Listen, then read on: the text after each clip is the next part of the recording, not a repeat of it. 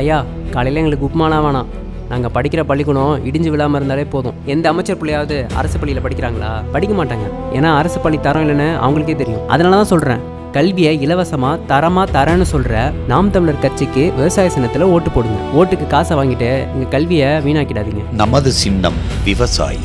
விவசாயி சின்னத்திற்கு வாக்களிப்போம். வருங்கால தலைமுறைக்கு வாழ்வளிப்போம்.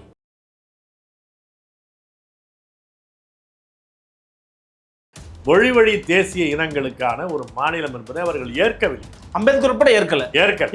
நீங்க அவரு அதை பத்தி நிறையவே சொல்றாரு. நீங்க ஃபர்ஸ்ட் வால்யூம் அம்பேத்கரை படிச்சாலே தெரியும்.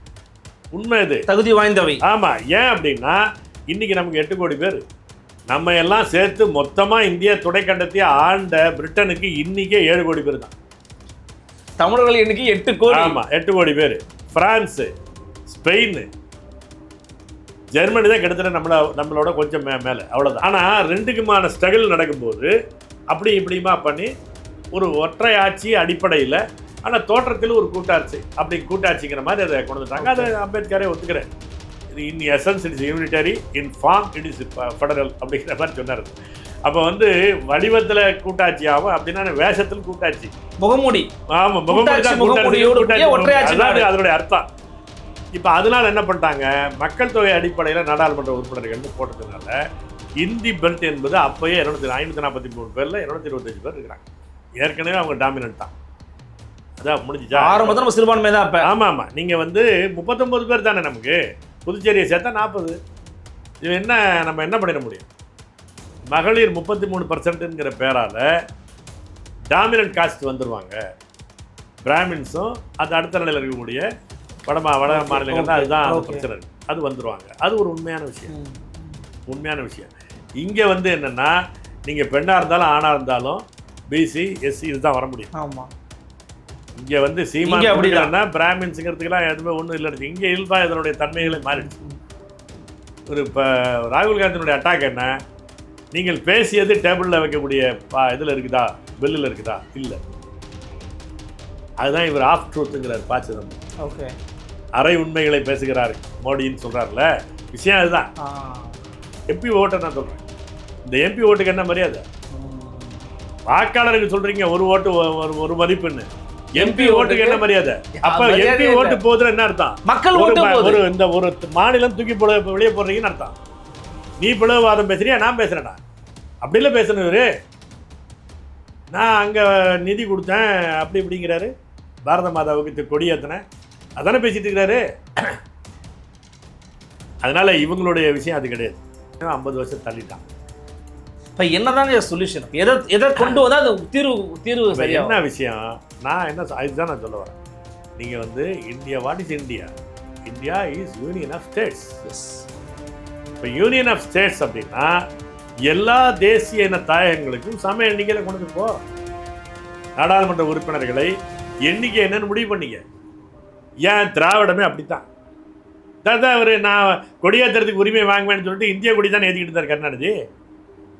இப்போ இவர் ராசா பேசுகிறாரு, எங்களுக்கு தேசபக்தியை பாடம் நடத்தாதீர்கள் அப்படின்னு. இப்போ இவர் வெங்கடேசன் அப்படி தான் பேசுவார்னு வச்சுங்க. இல்லை, பாரத மாதா பக்தர்கள் தான். திராவிடம் அப்படிதாங்க. திராவிடம் அறகுறை, அதாவது ஆரியத்தினுடைய துணைப்படை. அந்த இதில் சரியாக நீ பேசலைங்கிறதுக்கு தான் தேஜஸ் சூர்யா ஆய்வுங்கிறார். அவர் சர்டிஃபிகேட் வாங்குறது தான் இவன் நிற்கிறான். திராவிடம் என்பது என்ன? இந்தியத்தின் சர்டிஃபிகேட் வாங்குறது தான் நிற்கிது.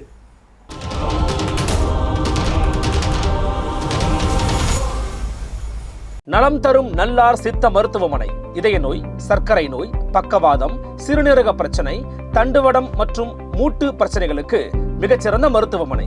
கிருஷ்ணகிரி, சென்னை மற்றும் மதுரை. தொடர்புக்கு 8807666117 மற்றும் 8807666118. நிம்மதி property management. Contact 7667008999. Fourth estate Tamil நேயர்களுக்கு அருள்மொழிவர்மனின் அன்பார்ந்த வணக்கங்கள். இது உங்கள் ஃபோர்த் எஸ்டேட் தமிழ் வழங்கும் பெருதினும் பெருதுகள் நிகழ்ச்சி. இன்றைக்கு நம்முடைய சிறப்பு நேர்காணலில் இணைந்திருக்கிறார் தமிழ் தேசிய பேரியக்கத்தினுடைய பொதுச் செயலாளர் மரியாதைக்குரிய தோழர் திரு கி வெங்கட்ராமன் அவர்கள். அவர்களோடு அண்மையில் இந்தியா முழுவதும் பேசப்படுபொருளாக மாறி இருக்கக்கூடிய மகளிர் இடஒதுக்கீடு மசோதாவோடு கூடிய இந்த தொகுதி மறுசீரமைப்பு மசோதா அப்படிங்கிறது விவாத பொருளாக மாறி இருக்கிறது. அது தொடர்பாக தொடர்ச்சியான கருத்து பரப்புரைகளை எழுத்து வாயிலாகவும் பரப்புரை வாயிலாகவும் மேற்கொண்டு வரக்கூடிய இயக்கம் தமிழ் தேசிய பேரியக்கம். இது தொடர்பாக அவர்களோட ஒரு இன்றைய சிறப்பு நேர்காணல். வணக்கம். வணக்கம். வணக்கம். எப்படி இருக்கீங்க? நலமே. மிக்க மகிழ்ச்சி உங்களை சந்திக்கிறதுல. தொடர்ச்சியான களப்பணிகளை உங்களை பார்க்க முடிகிறது. அட் த சேம் டைம் ரொம்ப ஒரு முக்கியமான ஒரு பிரச்சனை, தொகுதி மறுசீரமைப்பு குறித்தான நிலைப்பாடு. பல முறை இது குறித்து நீங்கள் எழுதியிருக்கிறீங்க, பேசியிருக்கிறீங்க, நம்ம கூட ஒரு பேட்டியை கூட கொடுத்துருக்கிறீங்க. இப்போ அண்மையில் உங்களுடைய ஒரு முகநூல் சுற்றறை பதிவை கூட பார்க்க முடிந்தது. இப்படியே தொடர்ச்சியாக தமிழர்கள் போயிட்டே இருந்தால் சிறுபான்மையாக தான் வந்து மாறிக்கிட்டே இருப்பாங்க, எனவே ஒரு 4 துறைகளை தவிர்த்து மிச்சம் எல்லாத்தையுமே மாநிலங்களை ஒப்படைக்கணும், அதுதான் முழுமையான தீர்வாக இருக்க முடியும் இந்த இந்திய கூட்டரசுக்கு அப்படின்னு சொல்லி பேசியிருந்தீங்க. இருந்தாலும் எனக்கு இந்த மசோதாவை பற்றின ஒரு துவக்க நிலை விளக்கத்தை கொடுத்துட்டா நல்லாயிருக்கும். 3 மசோதாவை நேற்று கொண்டு வர முயற்சி பண்ணாங்க. இப்போ என்ன ஆயிடுச்சுன்னா, எதிர்க்கட்சிகளுடைய கோரிக்கை முழக்கத்தால் தோல்வியை தழுவி இருக்கிறது இந்த மசோதா அப்படின்னு திமுகவினுடைய கூட்டணி கட்சிகள்லாம் வந்து அந்த வெற்றியை வந்து கொண்டாடுறாங்க. உண்மையிலேயே யார் வெற்றி அடைந்திருக்கிறா, யார் தோல்வி அடைந்திருக்கிறா, இதை நீங்கள் எப்படி மதிப்பீடு செய்ய விரும்புகிறீங்க? பாஜக தற்காலிகமாக பின்வாங்கி இருக்கிறது, நீண்டகால வெற்றிக்கான உறுதியான தளத்தை ஏற்படுத்தியிருக்கிறது. அதுதான் இதனுடைய செய்தி. வந்து இந்த 131வது அந்த அரசமைப்பு சட்ட திருத்தம் இருக்கு, இது முன்வைக்கிற போது இதற்கான 3/2 பங்கு பெரும்பான்மை அவர்களுக்கு இல்லைங்கிறது தெரியும். இந்த செய்தியை பொறுத்தளவுக்கு இது ஒரு அண்மை காலமாக விவாதத்தில் இருக்கக்கூடிய செய்தி தான். ஆமாம். எப்போ புதிய நாடாளுமன்றத்தினுடைய கட்டடம் திறக்கப்பட்டதோ அப்போலிருந்தே இதை பற்றிய விவாதம் நடந்துக்கிட்டு இருக்குது. பல பேர் இதை பற்றிய நிறைய கருதுகோள்களை சொல்லிக்கிட்டே இருக்கிறாங்க, பல அறிஞர்கள். இப்போ இது நாடாளுமன்ற இந்த பெட்ரோலியத்துறை அமைச்சர் தான் அதை தொடர்ந்து அதை முன்கூட்டி பேசினார். இப்போ அதனால் இது புது செய்தி அல்ல, இது விவாதத்தில் இருக்கக்கூடிய அரசியல் வட்டத்தில் அது குறைந்தபட்சம் ஒரு மேல்மட்டத்திலேயாவது விவாதத்தில் இருக்கிற செய்தி. என்ன சிக்கல்னா, இந்த பரபரப்புக்குள்ளே இருக்கக்கூடிய ஊடகங்களுக்கு வந்து இது ஒரு மிகப்பெரிய அடிப்படையான ஒரு பிரச்சனையை பற்றி விவாதிக்கணுங்கிற ஒரு பொறுப்புணர்வு இல்லாமல் போச்சு. அதுதான் குறைய தவிர இது ஒரு நீண்ட காலமாக இருக்கிற விஷயம் தான். கிட்டத்தட்ட ஒரு 3-4 ஆண்டுகளாக அது அஜெண்டா இருக்கிற பிரச்சனை தான் அது. ஆமாம். அதனால் என்னென்னா, இதை பற்றிய பாஜக முன்வைக்கிற போது நேற்றைக்கு இரவு நடந்திருக்கிற அந்த வாக்கெடுப்பு பற்றிய அந்த கணக்கெடுப்பு தெரியாமல் அவர்கள் இதில் இறங்கவில்லை. அதாவது பாஜகவுக்கு இது தோல்வியை தழுவும் தெரிஞ்சு இறங்கியிருக்கிறாங்கன்றீங்க. அதில் ஏன்னா அது தற்காலிக பின்வாங்கல், நீண்ட காலமான அவங்களுடைய இவங்க விரும்புகிற செய்தியை கொண்டு போவதற்கான அடிப்படையை உண்டாக்கிட்டாங்க. எப்படி சொல்றீங்க? இது அந்த நாடாளுமன்ற விவாதத்தை பாருங்க, அதே தெரியும். நாடாளுமன்ற விவாதத்தில் பாஜக தொடர்ச்சியாக வந்து இதை குறித்து ஆதரித்து பேசுது, பெண்களுக்கு எதிராக இருக்கிறீங்கன்னு பேசுது. திமுக சார்பாக பேசுகிற தோழர்கள் பாருங்க, ஆராசா பாருங்க, கனிமொழி பாருங்க, டிஆர் பாலு பாருங்க, திருமாவளவன் பாருங்க, இது ஜனநாயகத்துக்கு எதிரானது, கூட்டாட்சி தத்துவத்துக்கு எதிரானதுன்னு பேசியிருக்கிறாங்க அம்மையார் கனிமொழி. அப்போ இது ப்ரோ ஸ்டேட்டாக தானே பேசியிருக்கிறாங்க அவங்க. பேசியிருக்கிறாங்க, அதான் நான் அவங்க எல்லாம் தான் பேசியிருக்கிறாங்க. ஆனால் அதற்கு அவர்கள் முன்வைத்த மறுமொழி என்ன? இப்போ இதில் என்ன செய்தி, இவங்க வந்து இது ஒரு ஃப்ராடான அமெண்ட்மெண்ட்டு. ஏன் அப்படின்னா, 106வது அமெண்ட்மெண்ட்டில் 2023ஆம் ஆண்டு மகளிருக்கு 33 இடஒதுக்கீடு இடஒதுக்கீடு என்பது வந்து எல்லாரும் சேர்ந்து நிறைவேற்றியாச்சு. சட்டம் வந்தாங்கிறது பாஸ் ஆகிடுச்சு. ஆமாம், அது கெசட்லாம் நோட்டிஃபிகேஷன் ஆகலை. புரியுதா? இப்போ வந்து எத்தனாம் தேதியிலேருந்து செயலுக்கு வருங்கிறது கெசட் நோட்டிஃபிகேஷன் ஒன்று போடணும். ஆமாம், போடலை. அது மட்டும்தான் போடலை, குடியரசுத் தலைவருடைய கையெழுத்து உட்பட வாங்கி டேபிளில் இருக்குது. அப்போ இதில் யார் எதிர்க்கிறாங்க? எதுக்கு திரும்ப இந்த மசோதா? அதில் இப்போது என்ன சொல்ல வராங்கன்னா, ஏற்கனவே நம்ம பேசுனது 2024க்கு பிறகு வரும் அப்படின்னு நம்ம பேசினோம், அது 26க்கு பிறகு வரும்னு பேசினோம். இப்போ வந்து உடனடியாகவே வரணும், அதனால் நம்ம வந்து இந்த அமெண்ட்மெண்ட்டை கொண்டு வரோம் அப்படிங்கிறத இப்போ கொடுத்துருக்குறாங்க. வேறு ஒன்றும் அதில் புதுசாக அவங்க அந்த செய்தியும் சொல்லுது. அதில் அவங்களுடைய உண்மையான நோக்கம் என்ன? இந்த தொகுதி மறுசீரமைப்பை வந்து இதோடு சேர்த்து கொண்டு வந்துட்டாங்க. இது வந்து அதை எதிர்க்க முடியாமல் சிக்கிக்குவாங்க எதிர்க்கட்சியை, பெண்களுக்கு எதிரானவர்கள் அப்படின்னு போயிடும் அப்படிங்கிறது தான் பண்ணாங்க.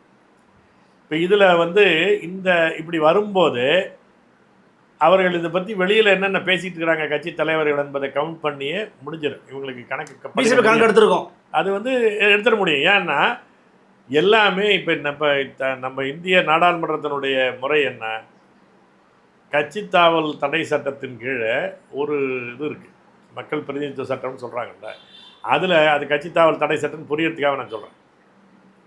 அதில் ஒரு முக்கியமான நிபந்தனை என்னென்னா, ஒரு கட்சி அதனுடைய கொறடா உத்தரவு போட்டுட்டா அந்த கொறடா உத்தரவை மீறாமல் அந்த கட்சியை சார்ந்த நாடாளுமன்ற உறுப்பினர்கள், அந்த சின்னத்தில் வெற்றி அடைந்த நாடாளுமன்ற உறுப்பினர்கள் வந்து ஓட்டு போட்டாங்க. அப்படி அதுக்கு மீறி ஓட்டு போட்டால் கட்சி மாறிட்டாங்க, கட்சி தாவல்னு சொல்லி அவர் டிஸ்குவாலிஃபை ஆயிடும், அவங்க பதவி பறிக்கப்படும். இதுதான் பிரச்சனை. அப்போ என்ன ஆயிடுது, ஒரு கட்சி தலைவர் ஒன்று பேசுகிறார் அப்படின்னா அதுக்கு கீழே எவ்வளோ ஓட்டு இருக்குன்னு ப்ளஸ் பண்ணிட முடியும். ஓகே, இதுக்கு வந்து பெரிய ஒவ்வொருத்தையும் பேச பெரிய கம்பசூத்திரம் இல்லை, இது ஒன்று தனித்தனியாக பேச வேண்டிய வேலை கிடையாது. கட்சி தலைவர் ஒருத்தர் அதிகாரப்பூர்வமாக சொல்கிறாரு அப்படின்னாலே அது வந்து அது புரிஞ்சிடும், ஒபே பண்ண தான் போகிறாங்க. ஆமாம், அது சட்டம் அப்படி தானே இருக்குது. அதனால இந்த கணக்கு இவர்களுக்கு தெரியாமலாம் கிடையாது, தெரிஞ்சு தான் பண்ணுறாங்க. ஆனால் நேற்றுக்கு அதை தான் சொல்ல வரேன், நம்ம கவனிக்க வேண்டியது இதன் மீது நடந்த விவாதத்தில் ஒவ்வொருவரும் பேசியது என்ன அப்படிங்கிறது தான். அவர்கள் இதற்குள்ளே அவங்க என்ன விரும்புகிறாங்க, எப்படி கொண்டு போகிறதுக்கான நினைக்கிறாங்க அப்படிங்கிறது தான். இப்போ நான் இது வந்து கொஞ்சம் ஒரு நீண்ட செய்தி, நீங்கள் வந்து ஒரு சுருக்கமான நேரத்துக்குள்ளே பண்ணணும்னாக்க இது சொல்கிறது கஷ்டம். இல்லை, விளக்கமாகவே நீங்கள் சொல்லணும். இது வந்து நீண்ட ஒரு சதி திட்டம், அதை நம்ம புரிஞ்சுக்கணும், கேட்கணும், ஆழமாக சொல்லணும். நீங்கள் இதை கூர்ந்து கவனிக்கிறவங்களா அது புரிஞ்சுக்கிட்டேங்கிறது தான் நான் சொல்ல வரேன். இப்போ வந்து அதில் இவங்க இப்போ பிரியங்கா காந்தி பேசும்போது ரொம்ப ஒரு நக்கலாக அமித்ஷாவை கிண்டல் அடிச்சுக்கிட்டு ஒரு ஃப்ரெண்ட்லியாகவும் தான் பேசுனாங்கன்னு வச்சுக்கோங்க.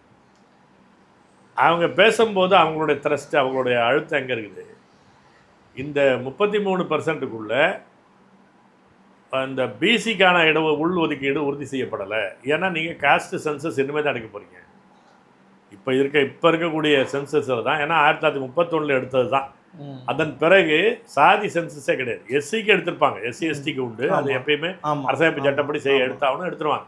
மற்றபடி பிசி மற்ற காஸ்ட்டுக்கான இடஒதுக்கீடு அந்த கணக்கை வந்து எடுக்கிறது இல்லை. இப்போ இந்த முறை தான் அந்த சென்சஸில் காஸ்ட் சென்சஸ் எடுக்கிறதுன்னு முடிவு பண்ணியிருக்கிறாங்க.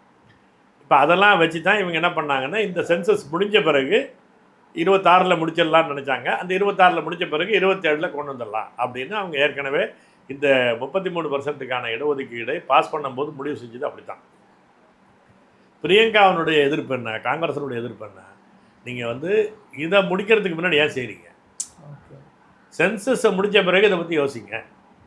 ஒன்று.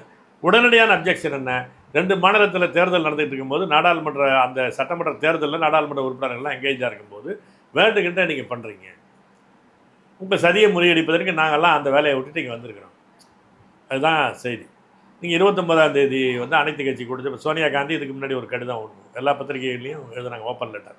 அதில் என்ன சொன்னாங்க, 29ஆம் தேதி அனைத்து கட்சி கூட்டத்தை நடத்துங்க, ஜூன் மாதம் அது அந்த குளிர்கால கூட்டத்தொடரில் நீங்கள் அதை கொண்டு வந்துடுங்க அப்படின்லாம் பேசுகிறாங்க. அப்போ என்ன ஆகுதுன்னா, ஓகேவா? ஆமாம், இப்போ என்ன பிரச்சனைன்னா இவங்களுடைய மெயின் அப்ஜெக்ஷனே என்னென்னா, நீங்கள் இந்த சென்சஸ் எடுத்த பிறகு மக்கள் தொகை கணக்கெடுப்பு 2026 எடுத்ததுக்கு பிறகு நீங்கள் கொண்டாங்க. இதுதான் உங்களுடைய மெயின் விஷயம். ஏன் அப்படி அது சொல்கிறாங்க அப்படின்னா, அதில் தான் சாதிவாரி மக்கள் தொகை தெரியும். இல்லை, சந்தேகம் நான் கேட்டுறேன். ஏற்கனவே 2023 33% ரிசர்வேஷனுக்கான பில்லு பாஸ் பண்ணி ஆக்டாக வந்துருச்சு. அதை எப்போ அமல்படுத்துவாங்கன்னா, இந்த சென்சஸ் வந்து அமல்படுத்த போகிறாங்கன்னும் போது இந்த அம்சம் தான் எதுக்கு, அதான் எனக்கு புரியணும். அதான் அவங்க என்ன பண்ணுறாங்கன்னா, இப்போ அந்த மசோதாலே அவன் என்ன சொல்கிறான், 133 அமெண்ட்மெண்ட்டில் என்ன சொல்கிறாங்கன்னா, 31 நீங்கள் வந்து 2011 மக்கள் தொகையை வச்சுக்கிட்டு இப்போ எண்ணிக்கையை முடிவு பண்ணிடுவோம். 2011 மக்கள் தொகையை வச்சுக்கிட்டு எண்ணிக்கையை முடிவு பண்ணுவோம். சரி, அந்த எண்ணிக்கையை வந்து 2026 மக்கள் தொகை வரும்போது அதுக்கு என்ன விரிவாக்கம் வந்திருக்கு அதுக்கு அட்ஜஸ்ட் பண்ணிட போகிறோம், இவ்வளோதான். ஏன்னா இப்போ உடனடியாக அந்த பெண்களுக்கான கொண்டு வந்துடணும் அப்படின்னு இவருக்கு ஏதோ பெரிய பெண்கள் மீது ஒரு பெரிய பரிவு மாதிரி அவங்க அதை சொன்னாங்க. ஓகே, இப்போ இதுதான் அவங்களுடைய. இப்போ இவங்களுடைய உண்மையான நோக்கம் என்பது வந்து அவங்க அதை வெளிப்படையாக சொல்கிறாங்க. நீங்கள் வந்து 2 விஷயம். ஒன்று வந்து இப்போ இருக்கிற 543 அப்படியே இருக்கும், அது வந்து இப்போ ஆண்கள் பெண்கள் எவ்வளோ பேர் இருக்காங்களோ அப்படியே இருக்கும். கூடுதலாக 33% அப்படின்னா 273 சேர்க்குறோம். இந்த 273ங்கிறது இதில் ப்ளஸ் பண்ணிடுவோம். 543 + 273 அப்படி பண்ணிடுவோம் அப்படிங்கிறது தான் இவங்க முதல்ல சொன்னது. அப்படி பண்ணால் அப்போ இதில் வந்து ஏற்கனவே இருக்கக்கூடிய பிரச்சனை என்ன, மக்கள் தொகை இப்போ இதனுடைய அரசமைப்பு சட்டத்திலே இந்த சிக்கல் இருக்குது. அரசமைப்பு சட்டத்திலேயே அந்த 81 என்ன சொல்லுது, உறுப்பு 81 மக்கள் தொகை அடிப்படையில் தான் வச்சுருக்கு. அதுக்கு என்ன கோட்பாடு சொல்கிறாங்கன்னா, ஒருவருக்கு ஒரு வாக்கு, ஒரு வாக்குக்கு ஒரு மதிப்பு, 1 person 1 vote 1 value அப்படிங்கிறது தான் சொல்கிறாங்க. அதனுடைய பொருள் என்னென்னா, இப்போ நீங்கள் வந்து ஏற்கனவே வந்து 1951 இந்த இது வந்துச்சு, செயலுக்கு வந்துச்சு. அப்போ 51 வரும்போது அன்றைக்கி இருந்த மக்கள் தொகை, அந்த மக்கள் தொகையினுடைய அடிப்படையில் ஒரு ரஃபாக பார்த்தீங்கன்னா ஒரு 10 லட்சம் வாக்காளர்களுக்கு ஒரு நாடாளுமன்ற உறுப்பினர் அப்படிங்கிறத கொண்டு வந்துட்டாங்க. அந்த அடிப்படையில் தான் அது 489 இருந்துச்சு, பிறகு 543 மாறிச்சு. இதுதான் அதனுடைய செய்தி. அது 61 அது மாறிடுச்சு. இப்போ 61க்கு பிறகு 71 ஒரு மக்கள் தொகை கணக்கெடுப்பு எடுத்தாங்க. அதில் சின்ன சின்ன அட்ஜஸ்ட்மெண்ட் பண்ணாங்க, அவ்வளோதான். 71க்கு பிறகு என்ன இது வந்துருச்சு அப்படின்னா, 1969க்கு பிறகு இந்திய அரசு உலக வங்கியினுடைய திட்டத்தின் அடிப்படையில் இங்கே வந்து குடும்ப கட்டுப்பாடு திட்டத்தை கொண்டு வந்துட்டாங்க. ஆமாம். அந்த குடும்ப கட்டுப்பாடு திட்டத்தை வந்து தீவிரமாக செயல்படுத்தியதில் வந்து தமிழ்நாடு, கேரளா போன்ற தென் மாநிலங்கள் கூடுதலாக செயல்படுத்துகிறாங்க. அதுக்கான ஒரு காரணம் என்னென்னா, இங்கே இவர்களுக்கு இருக்கிற அந்த பகுத்தறிவுவாதம், அது ஒரு காரணம். இதனுடைய நீண்ட விளைவுகள் பற்றியெல்லாம் அன்றைக்கும் பேசாமல் இல்லை யாரும். ஆனால் அவங்க வந்து அதை அப்படியே எடுத்துகிட்டு போயிட்டாங்க. நமக்கு நடைமுறையில் என்னென்னா, பெரிய கூட்டம் இப்போ குடும்பத்துக்குள்ளே அவ்வளோ பேர் இருந்துக்கிட்டால் சம்பாதிக்கிறதுக்கான ஒரே ஒரு ஆண் சம்பாதிச்சுக்கிட்டு பண்ண முடியலைங்கிற சிக்கல்னால மக்களும் அதை ஒத்துக்கிட்டாங்க. அதுக்கான ஊக்குவிப்பு திட்டங்கள் வச்சுக்கிட்டாங்க, இதெல்லாம் பண்ணிட்டாங்கன்னு வச்சுக்கோங்க. இப்போ அந்த பிரச்சனை என்பது வந்து 71க்கு பிறகு வருங்கிறது அவங்களுக்கு தெரிஞ்சிச்சு. இப்போ 76 அதனுடைய சட்டத்தின்படி என்ன வந்துச்சுன்னா, 76 அது டியூவில் இருக்குது. 1976 இந்திரா காந்தி எமர்ஜென்சி போட்டு எல்லாரையும் வாயடைச்சி ஒரு நாடாளுமன்றத்தை நடத்துகிறாங்க. அப்பையும் எதிர்ப்பு வருது. ஏன் எதிர்ப்பு வருதுன்னா, மக்கள் தொகை சுருக்கம் என்பது வந்து இங்கே மக்கள் தொகை கட்டுப்பாடு என்பது விரைவாக இங்கே நடக்குது. கேரளா, தமிழ்நாட்டில் அதிகமாக நடக்குது. ஆந்திரா கூட அது அடுத்த ஸ்டேஜ் தான். அப்போ அந்த இது வரும்போது இங்கேருந்து எதிர்ப்பு கிளப்புறாங்க. அப்போ அவங்க என்ன பண்ணாங்கன்னா, ஏன்னா அப்போ வந்து கர்நாடகாவிலேருந்து தேர்ந்தெடுக்கப்பட்டு தான் அவங்க போகணுங்கிற நிலைமையில் இருந்தவங்க அவங்க. ஓகே, இதுதான் இப்போ இந்திரா காந்தி அப்படி தான் இருந்துச்சு. அதனால் அவங்க வந்து இந்த இதை பேலன்ஸ் பண்ண வேண்டிய அவசியம் இருந்துச்சு. அதனால் என்ன பண்ணிட்டாங்க, 1976 இன்னொரு 25 வருஷத்துக்கு இதை அப்படியே தள்ளி போடுவோன்ட்டாங்க.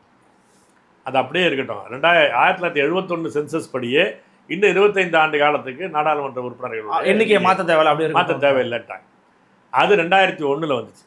வாஜ்பாய் அப்போ இருந்தபோது திரும்ப இன்னொரு 25 வருஷத்துக்கு தள்ளிட்டார். அது 2026 டியூ. இதுதான் விஷயம்.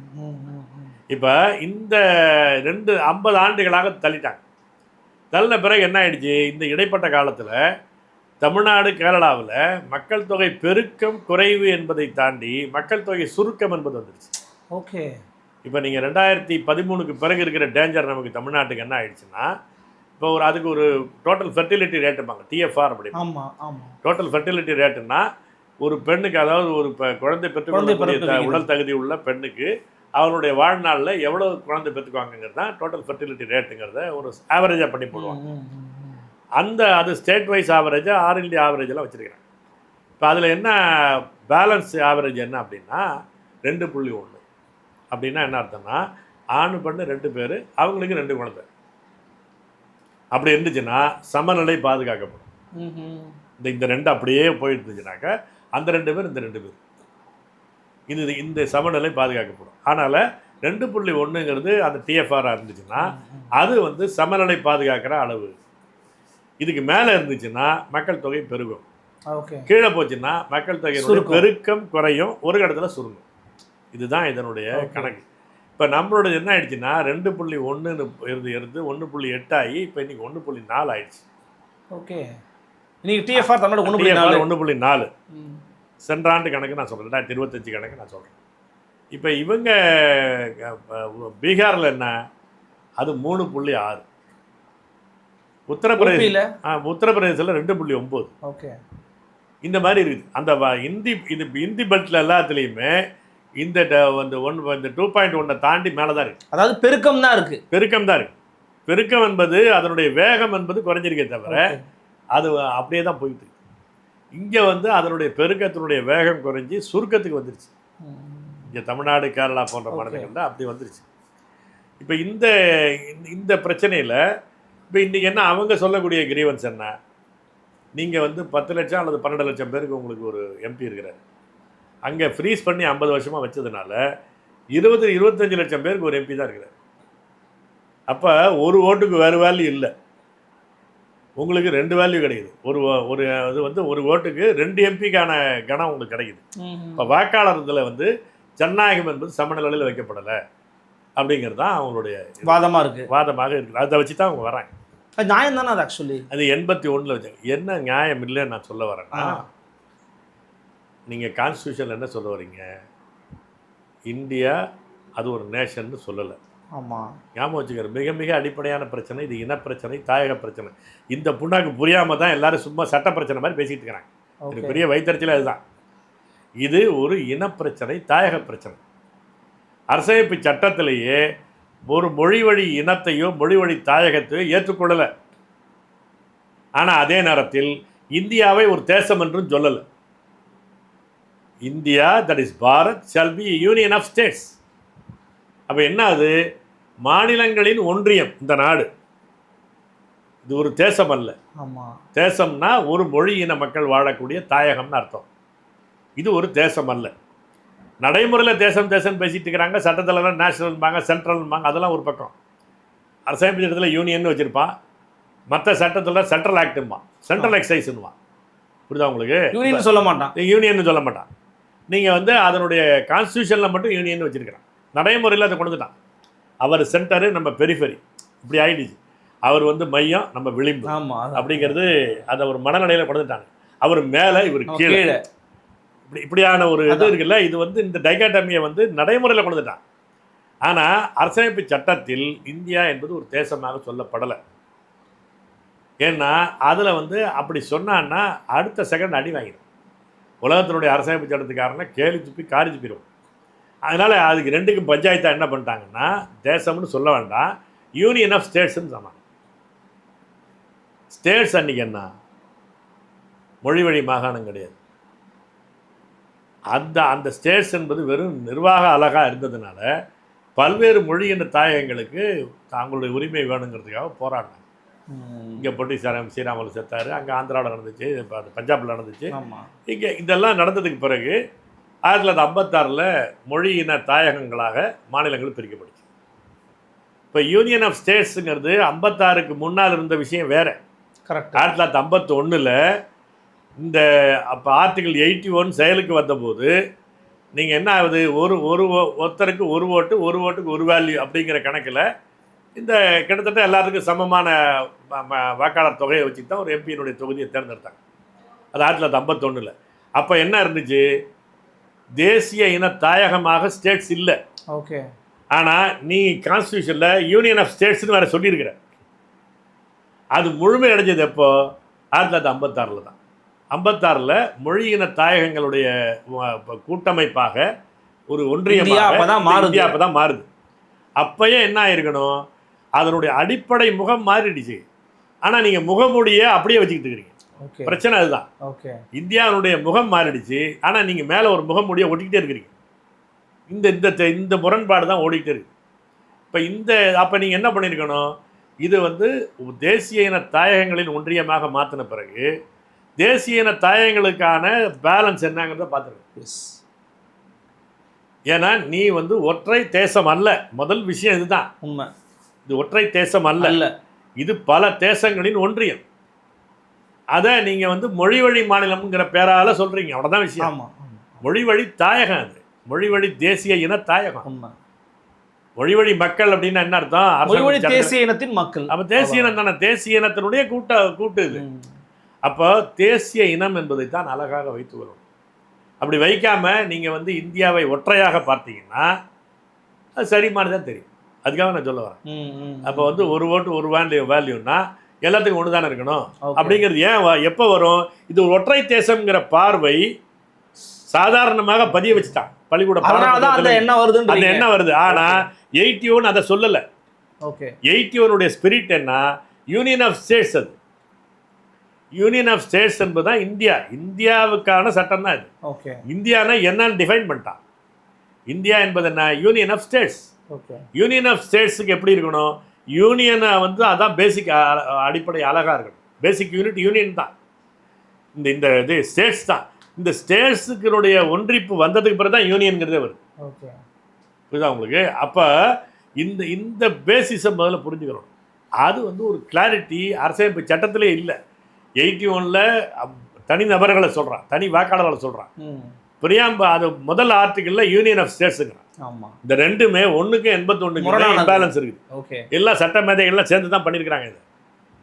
புரியுதா? ஏன் அப்படின்னா இந்த வரைவு குழுவினுடைய தலைவராக இருந்த அம்பேத்கராக இருந்தாலும் சரி, இந்த இந்த அரசமைப்பு அவையினுடைய தலைவராக இருந்த ராஜேந்திர பிரசாத்தாக இருந்தாலும் சரி, நேருவாக இருந்தாலும் சரி, இவங்களுக்கு எல்லாருக்கும் இருந்த ஒரே பார்வை என்ன?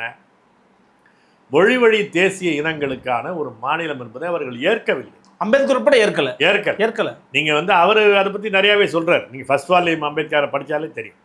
மொழி வழி மாநிலங்கள் உருவாகிறதை பற்றி ரொம்ப கசந்துக்கிறார். கடைசியாக அது வேறு வழி இல்லை. ஏன்னா இப்போ மும்பையிலே நடக்குது, குஜராத்லேருந்து குஜராத் போகணுன்னு சொல்கிறான். அப்போ அவர் என்ன சொல்ல வர்றாரு? அதுக்கே ரொம்ப கடிஞ்சிக்கிட்டு வேறு வழி இல்லைன்னு அது வந்துடும்னு வந்த பிறகு அவர் அடுத்த ஆப்ஷனுக்கு போகிறார். மொழி வழி மாநிலம் வேணால் பிரிச்சுங்க, அங்கே ஆட்சி மொழியாக அந்த மாநிலத்துக்கு ஹிந்தி தான் இருக்கணும்னு அந்த எக்ஸ்ட்ரீம் வரைக்கும் போனார். அவர் அம்பேத்கருடைய பார்வை என்பது என்னென்னா, அந்த யூனிட்டரி ஸ்டேட் என்பதனுடைய அவருடைய பார்வை அதுதான். அதனால் அதில் ஒன்றும் இது இல்லை.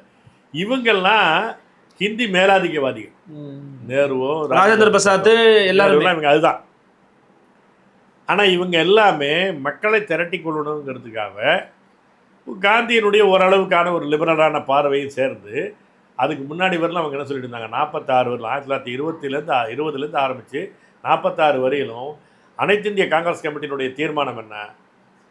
நீங்கள் வந்து ஒரு தனித்தனி நாடுகளாக இருக்க தகுந்தவை தான் மொழிவழி தேசிய இன தாயங்கள். இது இந்த வரலாற்று போக்கில் பிரித்தானிய இந்தியாவுக்குள்ளே நம்ம எல்லாம் சிக்கிக்கிட்டோம். நம்ம எல்லாம் சேர்ந்து தான் வந்து அவர்கிட்ட விடுதலையை வாங்கணும். இப்போ எல்லாம் சேர்ந்து போராடும்போது அவரவர்களுக்கான வந்து இப்போ பெருமிதங்களோ வரலாறுகளோ உரிமைகளோ அதிகாரங்களோ பறிக்கப்படாமல் பார்த்துக்கணும். ஏன்னா அவங்க தனித்தனி நாடுகளாக இருக்கத்தக்கவை. உண்மை இது, தகுதி வாய்ந்தவை. ஆமாம். ஏன் அப்படின்னா இன்றைக்கி நமக்கு 8 கோடி பேர். நம்ம எல்லாம் சேர்த்து மொத்தமாக இந்திய துணைக்கண்டத்தையே ஆண்ட பிரிட்டனுக்கு இன்றைக்கே 7 கோடி பேர் தான். தமிழர்கள் இன்னைக்கு 8 கோடி. ஆமாம், 8 கோடி பேர். ஃப்ரான்ஸு, ஸ்பெயின், ஜெர்மனி தான் கிட்டத்தட்ட நம்மளோட கொஞ்சம் மேலே, அவ்வளோதான். இங்கே எல்லாருமே பார்த்தீங்கன்னா நம்மை விட அல்லது நம்மைக்கு ஒட்டி வரக்கூடிய மக்கள் தொகை உள்ளவன் தான். இன்றைக்கே தனி நாடாக இருந்தான், ஆதிக்கம் பண்ண நாடாக இருந்தான். அவன் நாடு அவன் வச்சுக்கிட்டு கூட பிரச்சனை இல்லை. இவ்வளோ பெரிய நாடை இவ்வளோ பெரிய மக்களையும் அவன் கையில் காலனியாக வச்சுருந்தான். இந்த தனித்தனி நாடுகளாக இருக்க தகுதி வாய்ந்தவை வரலாற்று வழியில் அதுக்கான விட்டுருந்தீங்கன்னா தானாக அப்படித்தான் வந்திருக்கணும். ஆனால் பிரிட்டானிய இந்தியா கூட நம்ம வந்துட்டோம். நம்ம வந்து இதுக்குள்ளே நம்ம எப்படி ஒன்றா இருக்கிறத பற்றி பார்ப்போம். ஏன்னா ஒன்றா சேர்ந்து தான் நம்ம போராடணும். சேர்ந்து போராடிட்டு பிரிஞ்சிட வேண்டாம். அப்போ பிரிந்து போகிறத மட்டும் வலியுறுத்தாதீங்க. தனி நாடுகளாக இருந்தால் என்னென்ன அதிகாரங்களும் வரலாற்று பெருமிதங்களும் இருக்குமோ அதெல்லாம் பாதுகாக்கிற அரசமைப்பு சட்டத்தை நம்ம உருவாக்குவோம் தான். அப்போ இந்த நாடுகள் அப்படி எப்படின்னா அதனுடைய பொருள் என்ன என்பதை பற்றியும் பேசினேன். இப்போ ஒரு மொழி பேசக்கூடிய தாயகமே பல அரசர்களின் கீழே இருந்திருக்கு, டெரிட்டரியாக இருந்திருக்கு. ஆமாம் ஆமாம், ஆட்சி பகுதியாக இருந்திருக்கு. இப்போ நாடுன்னா இந்த மாதிரி ஆட்சி பகுதியை நம்ம குறிப்பிடுறோமா? திரும்ப திரும்ப அந்தந்த மன்னர்களே தேடி பிடிச்சி கொடுத்துட போகிறோமா? இந்த கேள்வி வருது. இல்லை, இதன் வளர்ச்சி போக்கில் மொழி வழி தாயகங்களாக நம்ம வளர்ந்துட்டோம். எனவே இந்த மாநிலம் என்பது மொழி வழி தாயகமாகத்தான் இருக்கும், மொழி வழி தேசிய இனத்தினுடைய தாயகமாகத்தான் இருக்கும் என்பதுதான் மொழிவாரி மாநிலம் என்பது அவங்க சொல்கிறாங்க. 1920 46 வரையிலும் ஆல் இண்டியா காங்கிரஸ் கமிட்டி தீர்மானம், மாநாட்டு தீர்மானம் இதுதான். 46க்கு பிறகு இவன் வந்து அதிகாரத்தை கையில் கொடுத்துருவான் அப்படிங்கிற கிட்ட நெருக்கத்தில் வரும்போது இவங்களுடைய பேச்சே மாறுது. அதுக்கான சூழலும் இன்னொரு பக்கம் நடக்குது. இந்த பாகிஸ்தான் இந்தியாங்கிறது மத அடிப்படையில் பெரியது அப்படிங்க வரும்போது அதை ஒட்டிய தகராறுகள், கலவரங்கள், நவகாலியில் மிகப்பெரிய மனித படுகொலை, அதில் போய் காந்தி உட்கார்ந்துட்டு இருக்கிறாரு. இதில் வந்து 2 பேரும் ஒன்றா இருக்கணும்னு அவர் சொன்னதுனாலே அவரை வந்து இந்துத்துவவாதி ஒருத்தர் சொல்லிட்டு கொண்டுடுறான். அதை ஒட்டிய பெரிய பதட்டம். இந்த மாதிரி சூழலில் அரசியலமைப்பு சட்டத்தினுடைய அவை கூடுது. ஓகே, இது அரசியலமைப்பு சட்ட அவையிலேயே பேசுகிறவங்க சொல்கிறாங்க, நாம் வந்து 2 வகையில் தகுதியானவர்கள் கிடையாது. ஒன்று, நம்ம சொத்துள்ளவர்கள், இன்டர்மீடியட்டுக்கு மேலே படித்தவர்கள், அவர்களுடைய ஓட்டுகளை மட்டும் நம்ம வாங்கி வந்திருக்கிறோம். நம்ம 14% மக்களுடைய வாக்காளருடைய பிரதிநிதிகள், ஒட்டுமொத்த மக்களுடைய பிரதிநிதிகள் கிடையாது. நம்மளுடைய பிரதிநிதித்துவமே லிமிட்டட். ஆமாம். ரெண்டாவது, நாம் பேசக்கூடிய சூழல் இந்த மாதிரியான கொந்தளிப்பான சூழலாக இருக்குது. நம்ம மனநிலையே அதுக்கு பாதிக்கப்பட்டு தான் இருக்கு. அதோட தாக்கம் அதில் இருக்கும். அதனால நாம் வந்து இந்த அரசமைப்பு சட்டத்தை நெளிவு சுழிவானதாக வைக்கணும், திருத்தக்கூடியதாக வைக்கணும் அப்படிங்கிறது தான் பேசுகிறாங்க. திருத்தத்துக்கு என்னென்ன வழியெல்லாம் வரீங்கன்னா நிறைய விவாதம் பண்ணுறாங்க. அதுலேயே பல பேர் பேசுகிறாங்க. ஆனால் எல்லாரும் அது பேசலை, பல பேர் அது முக்கியமாக அதை பேசுகிறாங்க. அது விவாதிக்கப்படாத பொருள் இல்லை, அதுக்காக நான் சொல்ல வரேன். அப்போ என்ன வருதுன்னா, இவங்க வந்து இந்த 46 வரையிலும் காங்கிரஸ் கட்சியினுடைய உறுதிமொழி என்னென்னா, நீங்கள் வந்து அதிகமான அதிகாரங்களை கொடுத்துருவோம். அது தெளிவாகவே சொன்னாங்க. படை, நாணய அச்சடிப்பு, இந்த வெளியுறவு கொள்கை. அப்போ வந்து அனைத்து இந்திய தொடர்புன்னு அப்படி ஒன்றும் இல்லை, அந்த ரயில்வே மட்டும் சொல்லிவிடுவாங்க, அவ்வளோதான். இதை தவிர மற்ற எல்லாமே மொழி வழி மாநிலங்கள் கையில் ஒப்படைச்சிடும்.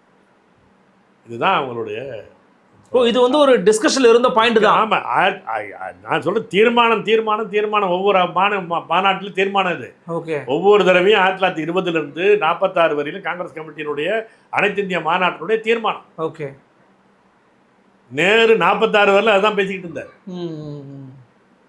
இதுதான் உங்களுக்கு. நீங்க வந்து 37 இவங்க தேர்தலில் நின்னாங்கல்ல, ஆமா, இந்த நிக்கிறதா வேண்டாமான்னு ஒரு விவாதம் காங்கிரஸ் கமிட்டியில் வந்துச்சு. அதுக்கு முன்னாடி வரலும் பாய்காட் தான் பண்ணிக்கிட்டு இருந்தாங்க. ஆமா, தேர்தலில் பங்கெடுக்கலாமா வேண்டாமாங்கிறது வரும்போது கவர்மெண்ட் ஆஃப் இந்தியா ஆக்டின் கீழே 1935 கீழே அது வருது. அந்த மாகாண அரசுகளுக்கான தேர்தலை அனுமதிக்கிறான். வாக்களிக்கலாம், நீங்களே உங்களால் தேர்ந்தெடுத்துக்கலாம் அப்படின்னு அந்த லிமிட்டடான வாக்குரிமை கொடுத்து பண்ணுறாங்க. அதில் பங்கெடுத்துக்கலாம் அப்படிங்கிறது தான் மோதிலால் நேரு, சித்தரஞ்சன் தாஸ், ராஜாஜி இவங்களுடைய கருத்து.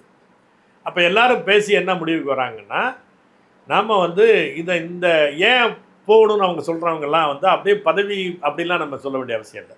அவர்கள் என்ன சொன்னாங்கன்னா, நம்ம வெளியில் நின்று போராடுறோம், சிஸ்டத்துக்குள்ள நம்ம இந்த கோரிக்கையை வைப்போம், பூர்ண சுவராஜ்யம் என்பதை அங்கிருந்தே பேசுவோம் அப்படிங்கிறது தான் அவங்க அதை சொல்கிறாங்க. அந்த மாதிரியான ஒரு போராட்டத்தினுடைய 2 களமாக நடத்துவோம் அப்படிங்கிறாங்க. அப்போ வந்து ஒரு தெளிவான என்ன முடிவு வருது அப்படின்னா, லக்னோ மாநாடுன்னு நினைக்கிறேன், அனைத்து இந்திய மாநாட்டில் என்ன பண்ணுறாங்கன்னா, வெளியில் மக்களை திரட்டி நடத்தக்கூடிய போராட்டம் தான் தீர்மானகாரமானது, அதுதான் உறுதியானது, அதற்கு துணை செய்யக்கூடியது தான் நீங்கள் போகக்கூடிய சட்டமன்றம். அதனால் நம்ம எப்பெல்லாம் முடிவு பண்ணுறோமோ அப்போ நீங்கள் உடனடியாக பதவி விலகி வந்துடணும் அப்படிங்கிறது தான். அதுதான் அப்புறம் 39 வந்தாங்க. இதுதான் விஷயம் இருந்துச்சு. அப்போ அதுலேருந்து ஆரம்பித்து பார்த்தீங்கன்னா தொடர்ச்சியாக 46 வரையிலும் இவங்க இந்தியா என்பது மொழி வழி மாநிலங்களுடைய ஒன்றியமாக இருக்கும். ஒன்றிய அரசுக்கு வரம்புக்குட்பட்ட அந்த ஒன்றியத்தை நடத்துறதுக்கு என்ன அரசாங்க அதிகாரம் வேணுமோ அது மட்டும் தான் இருக்கும், மற்றதெல்லாம் மாநிலம் தான். இதெல்லாமே சொல்லிட்டாங்க. இப்போ இன்னைக்கு அதெல்லாம் நடைமுறை. இப்போ அரசமைப்பு சட்டம் வரும்போது எல்லாமே மாறி போச்சு. ஆனால் 2க்குமான ஸ்ட்ரகிள் நடக்கும்போது அப்படி இப்படிமா பண்ணி ஒரு ஒற்றை ஆட்சி அடிப்படையில், ஆனால் தோற்றத்தில் ஒரு கூட்டாட்சி, அப்படி கூட்டாட்சிங்கிற மாதிரி அதை கொண்டு வந்துட்டாங்க. அதை அம்பேத்கரே ஒத்துக்கிறேன். இது in essence it is unitary, in form it is federal அப்படிங்கிற மாதிரி சொன்னார். அப்போ வந்து வடிவத்தில் கூட்டாட்சி ஆகும், அப்படின்னா வேஷத்தில் கூட்டாட்சி, முகமூடி. ஆமாம், முகமூடி கூட்டாட்சி, அதனுடைய அர்த்தம். அவரை வந்து அதை அப்படி டிப்ளமேட்டிக்காக அதை சொல்கிறாரு வச்சுங்க. இதுதான் இதில் விஷயம். அப்போ அந்த முரண்பாடுகள் இருக்குது. அதுக்கு தான் சொல்ல வரேன். ஆர்டிகல் 1 என்பது யூனியன் ஆஃப் ஸ்டேட்ஸ்ன்னு சொல்லிடுது. 56ல் ஸ்டேட்டுங்கிறது வேறு வகையாக டிஃபைன் ஆகிடுச்சு. நீ 51ல் 81ன்னு வச்சுக்கிட்டு 81 ஆர்டிகளில் நீங்கள் வந்து எல்லாம் ஒரு ஓட்டு ஒரு மார்க்குன்னா ஒரு மக்களாக பார்க்குறீங்கன்னு அர்த்தம். ஒரு தேசிய இனமாக பார்க்குறவனுடைய ஒரு பார்வை 81ல் இருக்குது. 1ல் என்ன சொல்கிறான், உள்ள நுழையும் போது தெளிவாக சொல்லிடுறான் யூனியன் ஆஃப் ஸ்டேட்ஸ். இந்த முரண்பாடு தொடர்ந்து இருந்துகிட்டே இருக்கு.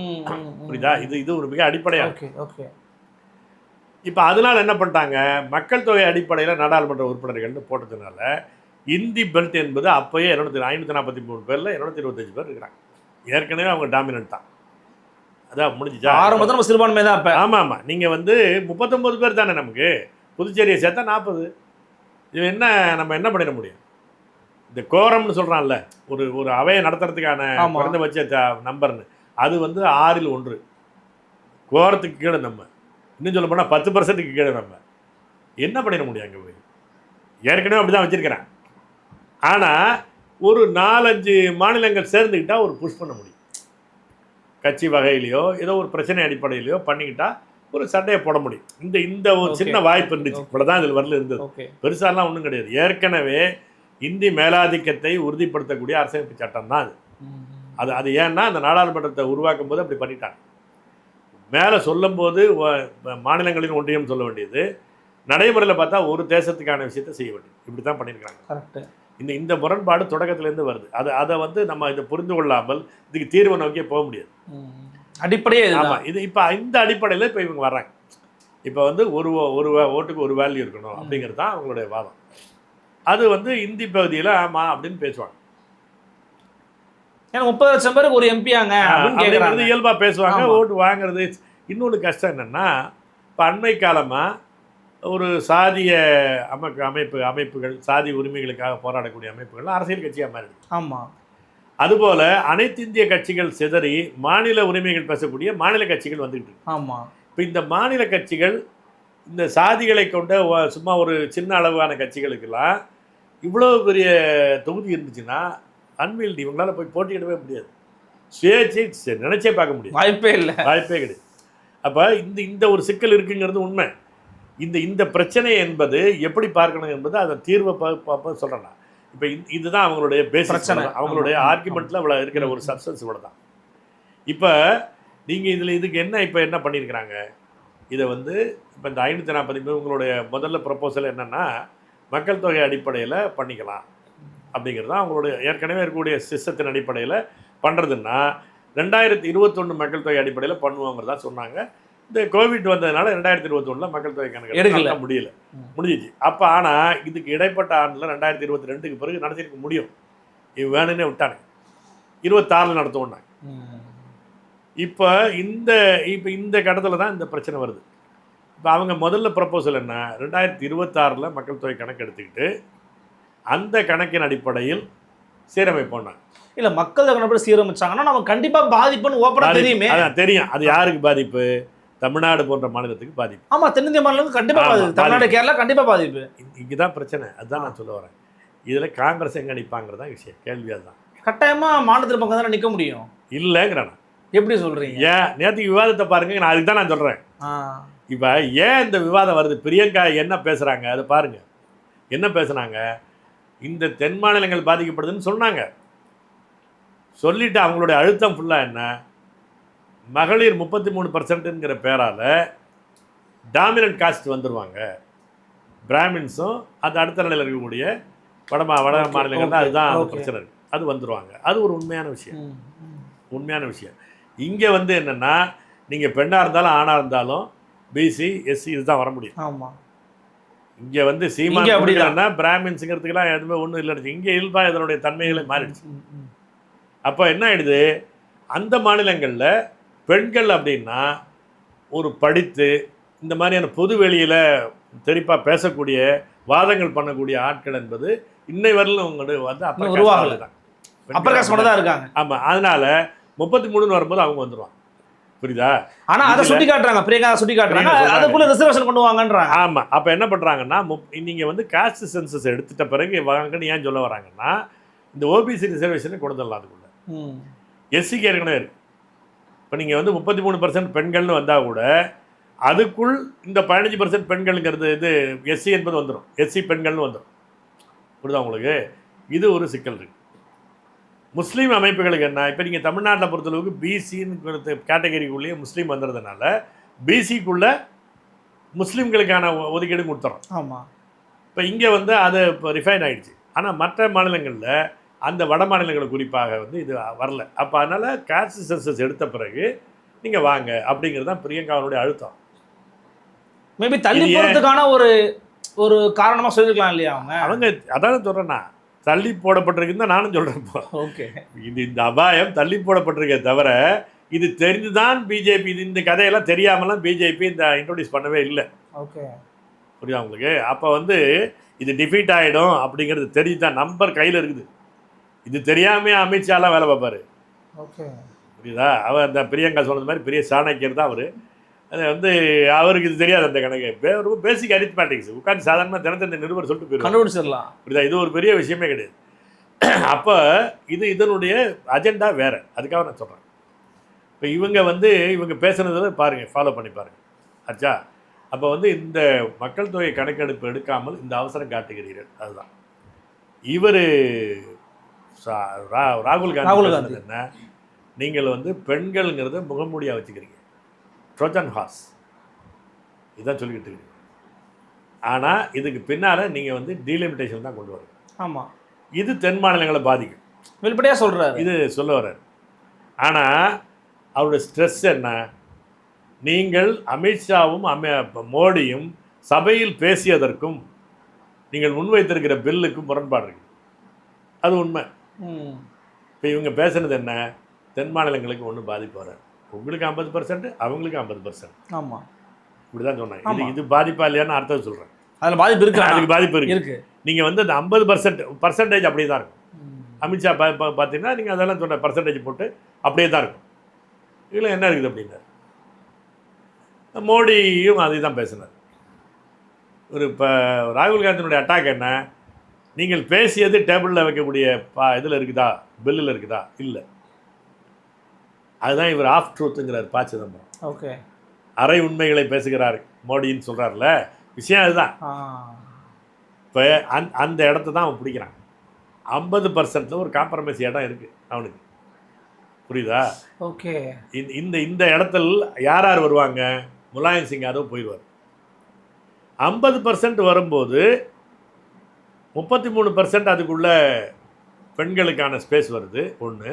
இந்த 50% இன்க்ரீஸில் ரிசர்வ்டு எம்பி தொகுதி இருக்குல்ல, அதுவும் 50% யாரும் இல்லை. ஆமாம். அப்போ அந்த எஸ்சி தொடர்பான கட்சிகள் இப்படி அப்படியும் ஆகும். அவங்க ஒரு ஆசோலேஷனில் வருவாங்க. ஓகே, சீட் இன்க்ரீஸுக்கு ஆகும்ல, அது கேரண்டீடு இல்லை. நீங்கள் ஓபிசி பிரச்சனை தான் தீர்க்க வேண்டிய பிசினஸ் சென்சஸுக்கு. இது ஏற்கனவே இருக்குல்ல. நீங்கள் ஸ்டேட்டாக பார்த்தீங்கன்னா அது நீங்கள் ஆதரிக்க கூடாதுல்ல. ஒரு மாநில நலன்னு முன் வச்சு எஸ்சி எஸ்டியில் இருக்கிறவங்களே யோசிச்சா கூட இது அப்படி இல்லை. திரும்ப இப்போ ஆதரிக்கல. திருமாவளவன் இன்றைக்கு ஆதரிக்கவில்லை, இன்றைக்கு ஆதரிக்கவில்லை. ரைட்டு, திரும்ப விடுங்க. இந்த இவங்க பகுஜன் சமாஜ் கட்சி என்ன ஆகும்னு பாருங்க. ஓகே, முலாயம் சிங் யாதவ் என்ன ஆவான்னு பாருங்க. புரியுதா உங்களுக்கு? இது எல்லாமே சென்சஸுக்கு பிறகு 50% இன்க்ரீஸ். இந்த ரெண்டுக்குள்ள மீட்டிங் பாயிண்ட் அதுதான். ஓகே, சென்சஸுக்கு பிறகு 50% இன்க்ரீஸ்ன்னு சொன்னீங்கன்னா எல்லாரும் ஏற்றுக்குவோம். இதுதான். ஸோ இப்போ அந்த கடத்தை கொண்டு வரணுங்கிறதுக்காக தான் நேற்று நடந்த மீட்டிங். ஆமாம், அது திடீர்னு கொண்டு வந்தால் பெரிய பிரச்சனையாயிடும். அதனால் என்ன பண்ணுறான்னா, இது ஏற்கனவே பேசுனது தானே, அன்றைக்கே டிஸ்கஸ் பண்ணாங்க. கொஞ்சம் கொஞ்சமாக சுட்டு நம்மளை பழக்கிறது இருக்குல்ல. ஓகே, அதுவே பழகிறோம். அதுதான் விஷயம். அப்போ என்ன ஆயிடுதுன்னா, இது ஏற்கனவே பேசுனது தானே, என்னப்பா நீ அவனுக்கு ஏதாவது ஒரு மிடில் ஒரு விஷயத்தை கொண்டாங்கப்பா, அப்படி தானே பேசுவான். எல்லாமே அப்படி பேசி தானே பஞ்சாயத்து பண்ணி முடிவு பண்ணுவாங்கப்பா. அவ்வளோதான். இது எப்படியாவது முடிவு கொண்டு வரல. அவன் சொல்றதையும் பிரச்சனை இருக்குது, நீ சொல்றதையும் பிரச்சனை இருக்குது. ரெண்டு கடையில் ஏதாச்சும் ஒன்று பாருங்க. இந்த ரெண்டு கடையில் தான் 50%. ஓகே, புரியுதா உங்களுக்கு? சென்சஸ் எடுத்த பிறகு 50% அப்படின்னா வாஷ் அவுட் ஆயிடும், எல்லாம் ஓகே சொல்லுவாங்க, ஒன்றா போயிடுவான். இங்கேயும் இந்த கட்சிகளுக்கு இருக்கிற சிக்கல் என்ன, பிரமுகர்களுக்கு அளவுக்கு சீட்டு இல்லை. ஒரு சீட்டு ஒரு இப்போ 49 10 சீட்டு இன்க்ரீஸ் ஆகுதுன்னா அப்பாடா 10 பேர் தலைவலி ஒழியுது. அது மட்டும் இல்லை, சட்டமன்றத்திற்கு மக்கள் தொகை அடிப்படையில் பிரிச்சுக்கலாம். இப்போ இந்த 234 தொகுதி என்பது அப்படியே ஜம்ப் ஆயிடும். இந்த 50% சொன்னான்னு வச்சுங்களேன், அப்படியே 50% இன்க்ரீஸ் ஆயிரும்ல. அது ஒன்றும் தவறும் இல்லை. சின்ன சின்ன சட்டமன்ற தொகுதியாக வர்றது ஒன்றும் தவறு இல்லை, நல்ல விஷயம் தான். அப்போ என்ன ஆயிடுது, இந்த பதவி பங்கீட்டுக்கான கட்சிகளாக இருக்கிறதுனால பங்கீடு பண்ணுறது ஈஸி. ஓகே, அப்போ அதை இது ஏதாவது ஒரு சின்ன சின்ன திருத்தங்கள் பண்ணி இதில் காம்ப்ரமைஸுக்கு வரலாமா தான் யோசிக்கும். இல்லை, ஆனால் எம்பி தொகுதி இன்க்ரீஸ் ஆகிறத கம்பேரிட்டிவ்லி நார்தர்ன் ஸ்டேட்ஸை கம்பேர் பண்ணும்போது இப்போ 80 இருக்கிறவன் 160க்கு போகிறதுக்கும் 39 இருக்கிறவன் 59 போகிறதுக்கும் பெரிய வேரியேஷன் இருக்குல்ல. ஆமாம், அப்போ அதை நீங்கள் பர்சன்டேஜ் வைஸ் பார்த்தீங்கன்னா ஒன்று சரி போல் தெரியும். நம்பர்னு பார்த்தீங்கன்னா இந்திக்காரங்களுடைய நம்பர் வந்துடும் கூடுதலாக. அப்புறம் நீங்கள் மொத்த 4 மாநிலங்கள் தென் மாநிலங்கள் சேர்ந்து எதிர்த்து ஓட்டு போட்டால் கூட பாஸ் ஆயிடும். தேவையில்லை, இப்பயே கிட்டத்தட்ட அது இருக்குது. இப்பயே அது கிட்டத்தட்ட இருக்குது. 226 பேர் அவங்களுக்கு ஏற்கனவே இருக்குது. இன்னும் சொல்ல போனால் 266 பேர் இருக்குது. நீங்கள் அது ஏற்கனவே இருக்குது. நீங்கள் இப்போ அந்த மிடில் பாயிண்ட் என்ன 543 பாருங்களேன், 243. ஆமாம், அப்போ என்ன பண்ணிட முடியும். ஆமாம், 225 லைட்டாக இன்னொரு மாநிலம் சேர்த்துட்டா, அந்த கட்சியின் அடிப்படையில் எவ்வளோ ஒருத்தர் சேர்த்துக்கிட்டான், அல்லது இருக்கிறவங்கள ஒருத்தரை வாக் அவுட் பண்ண வச்சுட்டான்னா முடிஞ்சிச்சு. இப்போயே அப்படி தான் இருக்குது. இப்போ நீங்கள் எந்த சந்தேகத்துக்கு இடமில்லாமல் இவன் கொண்டு வந்துட முடியும். இந்த நம்பர் 50% வந்துட்டாலே இந்த நம்பர் இடைவெளி இருக்குல்ல, அது பர்சன்டேஜ் பார்த்தா ஒன்று மேலே தெரியும். நீங்கள் வந்து 80 140 120 மட்டும் 120ன்னு வச்சுக்கோங்க. 80 120 ஆகிறதும் இந்த இந்த 40 60 ஆகிறது இருக்குல்ல, ரெண்டும் ஒன்றும் கிடையாது. இந்த இடைவெளி என்பது கூடுதலாயிடும். ஆமாம். அப்போ இந்த இடைவெளி கூடுதலாயிடுச்சுன்னா இந்த 10 இந்தி மாநிலங்கள் சேர்ந்துட்டாங்கன்னா போதும். இல்லை, இப்போ நீங்கள் சொல்கிற 50% இன்ட்ரடியூஸ் பண்ணும்போது இதெல்லாம் நடக்கும். ஆமாம். எவ்வளோ சீட்ஸ் நம்ம இன்க்ரீஸ் ஆகும்னு நினைக்கிறீங்க? அதான் இது வந்து இப்போ இந்த புதுச்சேரி சேர்த்து ஒரு 39 இருக்குல்ல, 39 59 வரணுங்க. ஓகே, 50%ன்னு வச்சுக்கிட்டீங்கன்னா இதுக்கு பேர் கேரளா ஃபார்முலான்னு பேர். அதுக்கு சரி, ஒன்றும் புதுசாக அவன் சொல்லல. கேரளா இருக்கிறதுக்குள்ள மக்கள் தொகையினுடைய விரிவாக்கம் என்பது 1971க்கும் 2021க்கும் இடையில என்ன 2001 இது 21 வந்து ப்ரொஜெக்ட் பண்ணி வச்சிருக்காங்க 2011 வச்சு. ஓகே, அதுக்கு இடையில பார்த்தீங்கன்னா 68% ஏறி இருக்கு. இந்த 68% எல்லாருக்கும் ஏற்றுன்னு ஒரு சொல்யூஷன் சொன்னாங்க.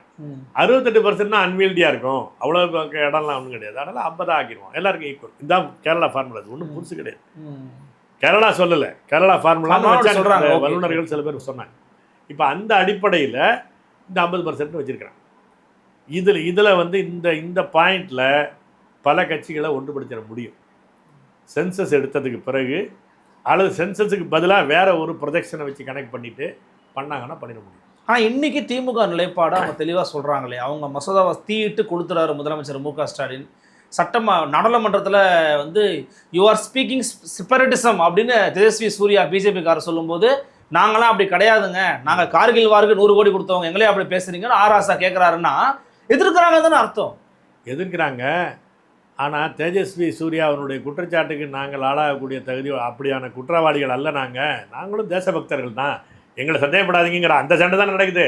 இல்லை, அங்கே போய் என்ன அங்கே போய் நான் வந்து இந்திய தேசத்துக்கு எதிரான சொல்லிட முடியுமாங்க? இல்லை, அதாவது என்னுடைய உரிமையை கேட்குறது எப்படி பிளவுன்னு சொல்கிறேன்னு சண்டை போடணும். இல்லை, நீ தான் பிளவு பேசுகிற, எனக்கு உரிமை இல்லைன்னா இயல்பாக மக்கள்கிட்ட தானே கருத்து வரும். என்ன நீ செகண்ட் ரேட் சிட்டிசனாக வச்சுக்க நினைக்கிற? இது பேசலாம்ல. இந்த மாதிரி வாதத்தை முன் வச்சு அதானே செகண்ட் ரேட், அதானே உண்மை. நீங்கள் வந்து இந்த மாநிலத்தை செகண்ட் ரேட் சிட்டிசனாக வைக்கிறேங்கிறது தான் அர்த்தம். நீங்கள் இந்திக்காரனுக்கு நான் வந்து டிசைடிங் ஓட்டு, அங்கே இருக்கிற எம்பிகளுக்கு டிசைடிங் ஆளுங்க, நான் வந்து வாதம் பண்ணக்கூடியவன், அவ்வளோதான்.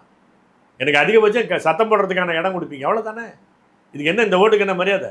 அதாவது நான் எம்பி ஓட்டை நான் சொல்கிறேன், இந்த எம்பி ஓட்டுக்கு என்ன மரியாதை?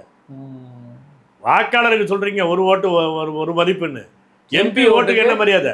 அப்போ எம்பி ஓட்டு போகுதுன்னு என்ன அர்த்தம்? மக்கள் ஒரு இந்த ஒரு மாநிலம் தூக்கி வெளியே போடுறீங்கன்னு அர்த்தம். நீ பிளவுவாதம் பேசுறியா, நான் பேசுகிறேன்னா? அப்படி இல்லை பேசணும். நான் அங்கே நிதி கொடுத்தேன் அப்படி இப்படிங்கிறாரு, பாரத மாதாவுக்கு கொடி ஏற்றினேன், அதானே பேசிட்டு இருக்கிறாரு. அதனால் இவங்களுடைய விஷயம் அது கிடையாது. சரி, இவங்க சொன்ன சொல்யூஷன் என்ன? இப்போ நான் சொல்யூஷனுக்கு வரேன். இப்போ காங்கிரஸ் சொல்லக்கூடிய சொல்யூஷன் என்ன? இந்த மக்கள் தொகை கணக்கெடுப்பு எடுத்த பிறகு இதை செய்யுங்கிறாங்க. என்ன செய்யுங்கன்னு சொல்லலை. ஆனால் அதுக்கு பிறகு இந்த 50% காம்ப்ரமைஸில் அவங்க வரதுக்கான வாய்ப்பு இருக்குது. இந்த ஓபிசி வந்துருச்சுன்னா அவங்களுக்கு பிரச்சனை முடியும், காம்ப்ரமைஸ் ஆயிடுவான். ஏன் அப்படின்னா உத்தரப்பிரதேசில் பீகார்லலாம் இந்த பிசி ஓபிசி கட்சிகள் தான் இவங்களோட கூட்டணி இருக்கிறாங்க. ஆமாம். அப்போ அதனால் அந்த இடத்துக்குள்ள போய் காம்ப்ரமைஸ் ஆக வாய்ப்பு இருக்குது. அந்த மாதிரி இந்த எஸ்சி ரிசர்வேஷனை வந்து க்ளீனாக கொடுத்துட்டாங்க. அந்த வட இந்தியாவில் இருக்கக்கூடிய அந்த பட்டியல் சமூக கட்சிகள் ஃப்ளாப் ஆயிடுவாங்க. நீங்கள் தமிழ்நாட்டினுடைய கதை வேற இருந்தால் கூட அப்படி பார்த்து. இப்போ இது வாய்ப்புகளாக நான் சொல்கிறேன். இப்போ இங்கே இவங்க என்ன சொல்ல வராங்க, இப்போ காங்கிரஸ் என்ன சொல்ல வராங்க? அப்போ என்னன்னா, இந்த மக்கள் தொகை கணக்கெடுப்படுத்த பிறகு கொண்டாங்க ஆச்சா, அதில் இன்னொரு ஒரு காம்ப்ரமைஸ் ஃபார்முலா என்ன சொல்ல வராங்கன்னா, மக்களவையை மக்கள் தொகை அடிப்படையில் வச்சுக்குவோம், மாநிலங்களவையை சம எண்ணிக்கையில் வச்சுக்குவோம். இப்போ அமெரிக்காவில் அப்படி தான் இருக்கு.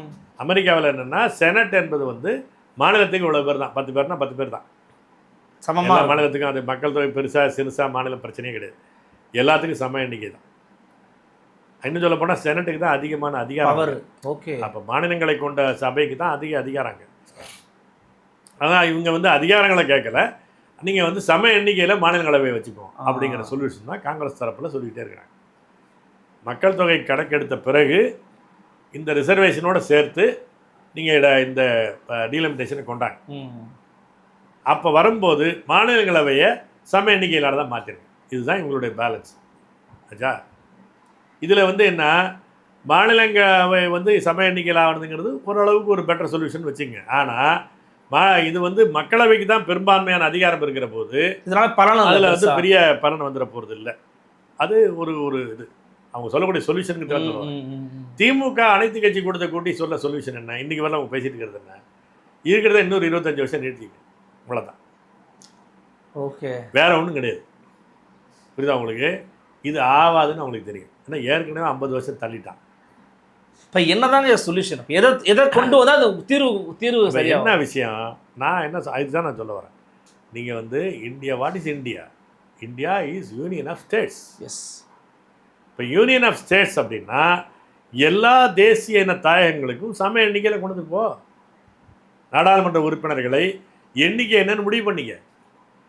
சமயம் இந்த சென்ஸ் எப்படி சொல்றீங்க? இன்னும் கொஞ்சம் இப்போ இந்தி மக்களுக்கும் நீ 50 பேர்னா அவனுக்கு 50 பேர் தான், தமிழர்களுக்கும் 50 பேர் தான். எனக்கு 70 பேர் தான், அவ்வளோதான். அப்போ இது வந்து யூனியன் ஆஃப் ஸ்டேட்ஸ். இது ஓகே. இந்தியா என்ற இந்தியன் அப்படின்னு ஒரு இனம் கிடையாது.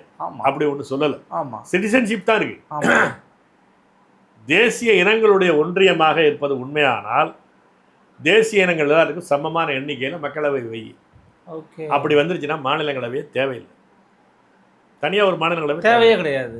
இதுதான் நம்ம சொல்யூஷனை சொல்கிறோம். தமிழ் தேசிய பேரியக்கம் சொல்லக்கூடிய சொல்யூஷன் என்னென்னா, நீ யூனியன் ஆஃப் ஸ்டேட்ஸுங்கிறது சொல்கிறது யோக்கியமாக சொல்லியிருந்தேன்னா இப்படி சொல்லு. இல்லை, பட் இப்போ கேரளா, இப்போ தமிழ்நாடு, ஊபி, பீகார் கம்பேர் பண்ணும்போது ஓகே, அப்போ அதை தான் நீங்கள் வந்து இந்தியன் சிஸ்டம்குள்ளேயே இல்லைன்னு தான் சொல்கிறீங்க. நீங்கள் நான் இன்னும் நான் சொல்கிறேன், நாகாலாந்து மக்களும் தமிழர்களும் ஒன்று தாங்க. ஒரு அதிகாரத்தோடு தான் இருக்கணும். நீங்கள் அவனுக்கு ஒரு எம்பி 1.5 எம்பி நான் 20 எம்பி தப்புங்கிறனா? இல்ல, அதான் என்ன சொல்றாங்கன்னா, இப்போ குறைவான மக்கள் தொகை இருக்கும்போது நீங்க அதிக ரெப்ரசன்டேஷன் கொடுக்கணும். அது சிக்கலை தான். இப்போ நீங்க அதனுடைய மறுபக்கம் என்ன? இது ஒரு அதான் ஒன்றாக இணைச்சு பார்க்கணும். ஏற்கனவே இவர்கள் சொன்னது தான் சொல்யூஷன். யூனியன் ஆஃப் ஸ்டேட்ஸ்ன்னு சொல்லும் போது அவர்கள் முதல்ல ஒரிஜினலாக அவங்களோட ஐடியா என்ன? இது வந்து மொழிவழி மாநிலங்களின் கூட்டரசாக இருக்கும், இது ஒரு ஃபெடரேஷனாக இருக்கும். அப்படின்னா இந்திய அரசுக்கு, ஒன்றிய அரசுக்கு இந்த 4 அதிகாரங்களை தவிர மற்ற அதிகாரம் இருக்காது. அப்படி வந்துடுச்சுன்னா நீங்கள் வந்து அங்கே விவாதிக்கிற பிரச்சனை இதெல்லாம் ஒன்றும் இல்லை, போதும். எண்ணிக்கை வந்து 543க்குள்ளேயே அதை ஷேர் பண்ணிட்டு போயிருக்கு. இன்னொரு அடிப்படையாக இன்னொரு பிரச்சனை என்னென்னா, இந்த 850 பேர் கொண்டீங்கன்னா அங்கே ஒன்றும் நடக்காது. எவனும் எங்கேயும் பேசவே முடியாது, பண்ணவே முடியாது. அது rights for all is right for none. அதான் விஷயம். எல்லோருக்கும் உரிமை அப்படின்னு சொல்லுறதுனுடைய மறுபக்கம் என்ன? யாருக்கும் உரிமை இல்லை, அதுதான் விஷயம். அப்போ என்ன ஆகுதுன்னா, எல்லாரும் பேசிட்டு என்ன பண்ணுவான்னா, நீங்கள் முடிவெடுங்கன்ட்டு போயிடுவோம். சப் கமிட்டிகிட்ட விட்டுட்டு செலக்ட் கமிட்டிக்கு போங்கன்ட்டு போயிடுவான். செலக்ட் கமிட்டி என்ன பண்ணுவான், ஆளுங்கட்சி என்ன பண்ணுறது முடிவுக்கு போயிடுவான். இப்போ நீங்கள் அவன் பண்ணிட்டு வரதே பாருங்கள். தேர்தல் ஆணையத்தை தேர்ந்தெடுக்கணுமா, அதுக்கு 3 பேர், அதில் யார் 2 பேர் நாங்கள் ஆளுங்கட்சி. இப்போ வச்சிருக்கிறான்ல, இப்போ மறுசீரமைப்பு 2011 மக்கள் தொகை கணக்கெடுப்பின்படின்னு ஒரு ப்ரொப்போசல் வச்சாங்க. அது யார்? 3 பேர் கொண்ட கமிட்டி. அதுக்கு உதவி செய்யறதுக்கு ஒரு 7-8 பேர் வச்சுட்டு இருக்காங்க. நீதிபதி அல்லது ஓய்வு பெற்ற நீதிபதி தலைமையில் அப்படி இப்படின்னு. அடுத்தது என்ன பண்ணிட்டான்னா, இதற்கு மேல் இந்த டீலிமிட்டேஷன் கமிஷனுடைய முடிவுகளுக்கு நாடு கட்டுப்பட்டது. அரசமைப்பு சட்டத்தெல்லாம் திருத்தம் பண்ண வேண்டிய அவசியம் இல்லை. நாடாளுமன்றத்தில் சிம்பிளாக ஒரு தீர்மானம் நிறைவேற்றினா போதும், முடிஞ்சு போச்சு. அமெண்ட்மெண்ட்டே தேவையில்லை. எவ்வளோ இந்திக்காரனுடைய டாமினேஷனை உறுதிப்படுத்தி கொண்டுட்ட பிறகு அதுக்கு பிறகு அரசமைப்பு சட்டத்தில் இந்த 1/2 கதையெல்லாம் வேணாம். நீ எவ்வளோ பேர் இருந்தாலும் சரி, நான் இந்திக்காரன் முடிவு போட்டு போயிட்டே இருக்கேன். அதுக்கான விஷயத்தை அதிலே வச்சுருக்கிறான். இவ்வளவு சூதான திட்டம் இதை பற்றியெல்லாம் இவங்களுக்கு என்ன பேச்சு இருக்குது? இதில் இவங்க என்ன பேச்சிருக்கிறாங்க? நேற்றுக்கு நாடாளுமன்ற பேச்சில் வந்து எல்லாரையும் பேச விட்டான். ஸ்பெஷல் செஷனுங்கிறதுனால எல்லாரையும் தான் பேச விட்டான். என்ன அவங்க பேசிட்டாங்க அதை பற்றி? அதனால் இது வந்து இவங்க சொல்லியிருக்கிற சொல்யூஷன் எதுவுமே இருக்குல்ல. திமுக இப்போ நீங்கள் வந்து சரியான எதிர்ப்பு இல்லை அப்படின்னு சொல்ல வரீங்க. அவங்க என்ன சொன்னாங்க? நீங்கள் அந்த தீர்மானத்தை நான் சொல்கிறேன். அனைத்து கட்சி தீர்மானத்தில் அதிமுக சார்பில் ஜெயக்குமார் கலந்துக்கிட்டாரு. அவங்கெல்லாம் சொன்ன தீர்மானம் என்ன? ஏற்கனவே இருக்கிற நம்முடைய பர்சன்டேஜ் இந்த 7 சம்திங் இந்த 3வது இலக்கம் வரல கொண்டு போனாங்க, தசம எண்ணெய் வரல. ஆமாம், அது மாறக்கூடாது. அவன் தான் சரின்றானே, அதான் சரின்றானே. அதில் வந்து அவன் சொல்லக்கூடிய இதில் புள்ளி வரத்தில் சிக்கல் வருது. அதை ஃபைன் டியூன் பண்ணால் போதும், கரெக்டாக அதான பிரச்சனை. இவன் அனைத்து கட்சி தீர்மானத்துலேயே அந்த சிக்கல் இருக்குதுங்க.